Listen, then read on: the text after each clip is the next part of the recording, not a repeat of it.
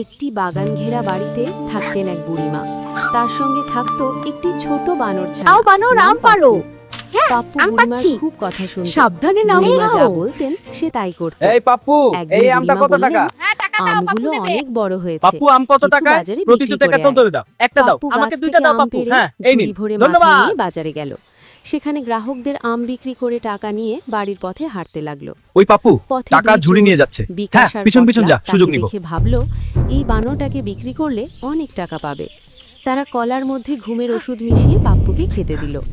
কলা দেখে খুশি হয়ে পাপ্পু খেয়ে ফেললো এবং ঘুমিয়ে পড়ল। চোরেরা তাকে ধরে নিয়ে গেল। এদিকে ঠিক আছে, পাপ্পু বানরটা দেরি ভিতরে বন্ধ। করায় এখন বাইরে বুড়িমা অপেক্ষা করি। চিন্তিত হয়ে কেউ আসছে তাকে না তো? খুঁজতে শশ, বেরোলেন, চুপ থাক, শব্দ কর কিন্তু না। কোথাও পেলেন না। চোরেরা পাপ্পুকে ঘরে আটকে রেখে অপেক্ষা করছিল।